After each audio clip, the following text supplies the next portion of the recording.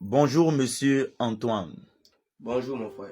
C'est un grand privilège pour moi d'être près de vous et merci encore de me recevoir au sein de votre maison.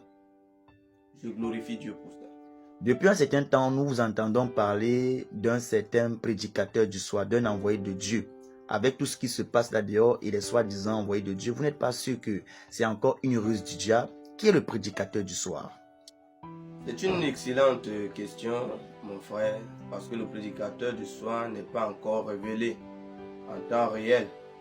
Il est encore dans les coulisses, mais bientôt le Seigneur va dévoiler son nom.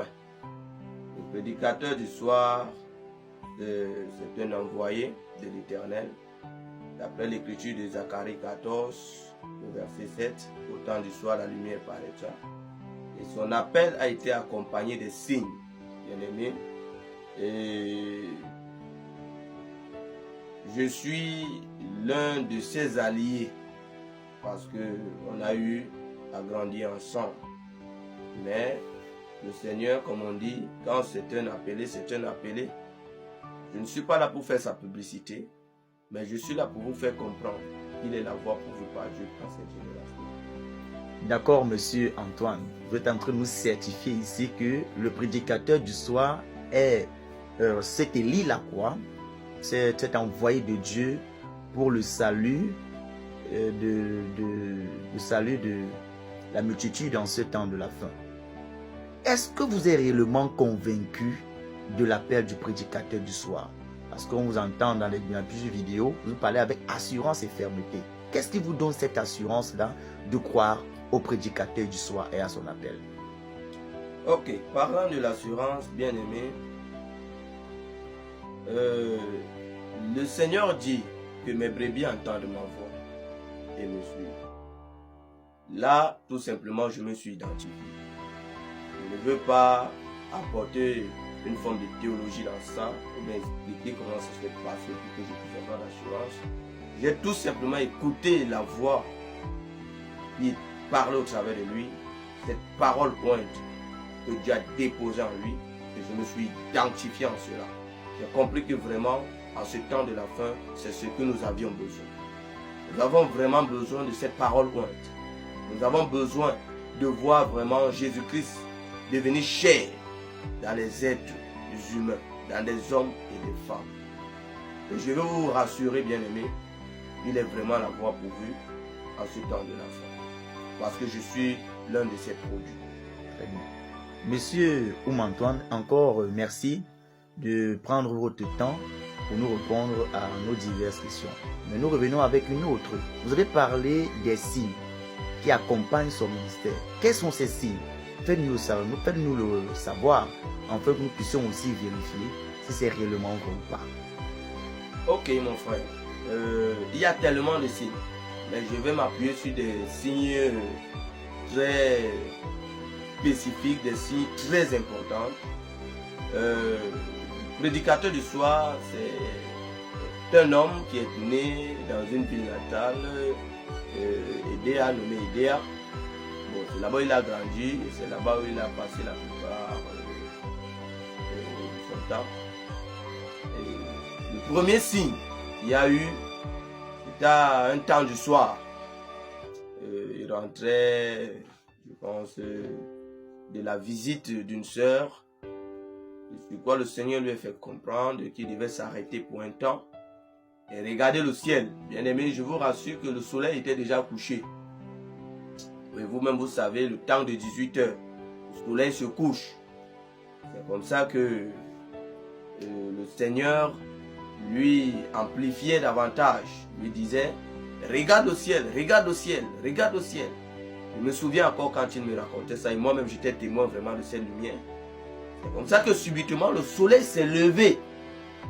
Quand le soleil s'est levé, bien aimé, l'éclat du soleil qu'il y avait en ce temps-là était un soleil, donc une lumière autant pour moi, bien aimé, qu'on ne peut pas expliquer. Mais il y avait pas, c'était comme si c'était l'ombre dans la lumière. C'est le premier signe. Le deuxième signe, là, ce sont des visions. Mais moi, même personnellement, j'avais reçu de lui. Où il avait les ailes de l'aigle. Mais c'était sa tête qui était au niveau de la tête, un peu comme l'oiseau l'aigle. En fait, c'est ça. Donc, je vais vous dire, bien aimé, je ne vais pas entrer dans les détails parce que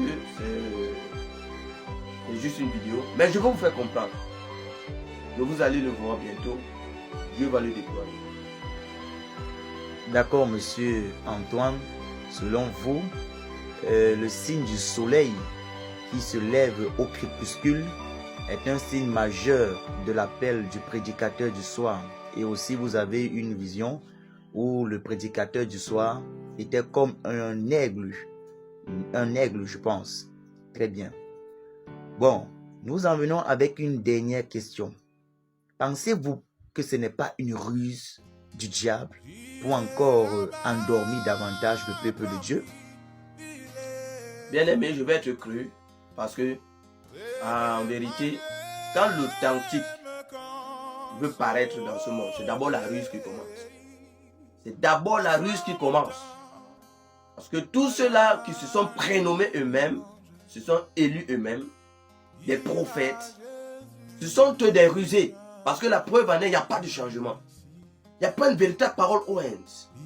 Les gens ne sont pas véritablement affranchis. Quand ils parlent d'affranchis ici, réellement libres de vivre sans contrainte à la parole de l'Éternel. Aujourd'hui, on trouve que vivre l'écriture, vivre la parole, c'est une contrainte en soi.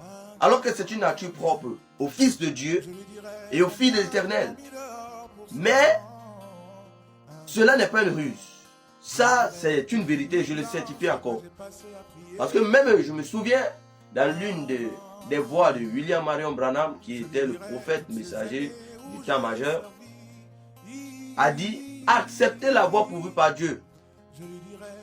Bien vrai que d'autres se sont déjà dévancés. Mais quand Dieu veut se révéler, il ne se révèle pas à frapper le regard. Parce qu'il se cache et se révèle dans la simplicité des choses. Certes, oui, vous ne le connaissez pas encore. Mais, comme je ne fais que le répéter, Dieu va le dévoiler d'ici peu de temps. Vous le connaîtrez. Prêtez seulement l'oreille et soyez humbles de recevoir ces paroles. Parce que c'est lui que Dieu a placé pour vous mener à la lumière. Merci vraiment, monsieur Oum-Antoine, vraiment pour nous éclaircir en ce temps de la fin, avec vos réponses vraiment qui, bien sûr, nous aident beaucoup. Et j'espère que ces réponses vont aussi aider d'autres personnes qui écouteront cette vidéo. Mais s'il vous plaît, dites pas que je vous dérange. Comment avez-vous rencontré le prédicateur du soir et dans quelles circonstances, dans quel milieu avez-vous rencontré le prédicateur du soir jusqu'à ce que vous avez eu l'assurance que, évidemment, c'est celui-là que Dieu a envoyé? Ok. Parlant de comment j'ai rencontré le prédicateur du soir, mon frère bien-aimé, c'est que nous étions dans une église nommée Porte Miséricorde de Mbanda. C'est l'une des branches du prophète William Branham. Donc, nous sortons de cette branche. Et bien aimé, ce n'est pas comme si peut-être c'est nous-mêmes qui nous sommes détachés de cette branche, mais c'est le Seigneur qui nous est détachés pour que vraiment nous puissions découvrir quel était le ministère que Dieu a placé, quelle était la vision réelle de notre existence sur la terre. Parce que l'on n'existe pas pour rien sur la terre, il y a une vision, il y a un plan. Alors, c'était dans une église, comme j'ai dit au préalable, d'une des branches de William Branham. C'est là où on a commencé à chevaucher ensemble, c'est là où on a fait connaissance ensemble, on a traversé des défis. Bien aimé, c'était pas facile. C'était pas facile. On avait des combats, on se posait des questions de savoir est-ce que nous sommes vraiment sur le chemin. Et on concertait beaucoup des hommes de Dieu par rapport à cela. Mais la conclusion qui en sortait, c'était que vraiment le prédicateur du soir était vraiment le prédicateur du soir et qu'il devait assumer ses responsabilités. Et je vous rassure que ça n'a pas été facile parce qu'on a eu un temps à renoncer à cela. Le prédicateur du soir qui sera bientôt déployé a fui même la vision. Il a résisté à l'appel. Donc il a été effectivement accidenté. Parce que vraiment, quand Dieu t'appelle et que tu résistes, il y a des conséquences. Il y a les conséquences de l'appel de Dieu. Donc, vu ces signes, comme je dis, comme aussi, je savais vous parler, vu la vie qu'on a menée, vu la dévotion, vu le zèle qu'on a manifesté, vraiment bien aimé, je continue à le dire, c'est de là que nous sommes votre prédicateur. Je le connais depuis fort bien longtemps. Comme je vous ai dit, nous sortons de la branche du message du prophète William Branham, ce grand homme malheureux. Merci encore une fois de plus, Monsieur Oum-Antoine. C'était un très grand privilège alors pour vous, si je comprends très bien, d'être avec ce oint de Dieu, ce don de Dieu en ce temps de la fin. Vraiment. Mais vous avez parlé de la branche de William Marion Branham, ce grand homme de Dieu. Vous savez, avec ce que les branhamistes font aujourd'hui, avec ce que nous voyons dehors de ce que la branche branhamiste font aujourd'hui, n'êtes-vous pas sûr que vraiment on pourra dire que c'est encore une ruse du diable, parce que au travers de l'évangile du prophète Branham et de cette dénomination est sorti un certain Kako Philippe qui a vraiment bouleversé la terre. N'êtes-vous pas sûr que c'est encore une seconde ruse du diable, parce que beaucoup de personnes vont contester cela? Parce que quand vous parlez, c'est ça qui m'anime dans mon cœur. Permettez-moi de vous le dire librement. Ok. Parlant de ce Kako Philippe, bien aimé, je vous dis, t'as comme sur la terre ne peut que donner ce qu'il a. Et il ne peut que manifester la nature que Dieu a prédestinée. Parce que même Judas Iscariote qui marchait avec Jésus ne savait pas que c'est lui qui devait rendre Jésus. Et bien vrai, il ne connaît pas véritablement son message. Mais je veux vous rassurer un truc, c'est que je me moque de ce qu'ils vont dire, parce que je me plais sur ce que Dieu pense de moi et pense de ce prédicateur et pense de ce prophète. Oui, nous sortons de cette branche. Oui, nous sommes de cette branche même, parce que nous croyons au message de William Branham, c'est la vérité. Mais il y a un truc, il y a une chose dont je dois vous faire part, mon frère, c'est que quand le message vient, le messager vient autant pour moi avec son message, quand il part avec l'esprit du message. Et derrière, ce sont des réformes. Et derrière, ce sont des organisations qui se créent autour de ce message. D'où vous voyez ce méli-mélo. Comment vous pouvez m'expliquer que deux églises du message qui sont dans un même quartier ne se disent pas bonjour, ne se saluent pas sincèrement? Parce que ça, c'est une question très importante. Posez-vous cette question. Pourquoi est-ce qu'il y a ce désordre dans le message? D'autres croient en une telle, d'autres croient en une telle, d'autres croient. D'où vous voyez que vraiment nous vivons des temps d'ombre. Et nous avons besoin de quelqu'un qui va venir nous mettre en lumière pour que vraiment nous puissions marcher dans la vérité. Nous puissions marcher étant éclairés sur cette voie. Et le prédicateur du soir, je l'affirme encore, Dieu l'a suscité pour cela. Oui, je parle de lui parce que Dieu m'a tant bien et belle confirmé son appel. Et c'est avec assurance que je le dis. Le Seigneur Jésus pouvait dire que la sagesse est justifiée par ses yeux. Je vais beau, oui, m'exprimer comme je m'exprime. Mais vous allez voir plus tard que j'avais raison. Parce que pour ceux-là qui prêtent attention,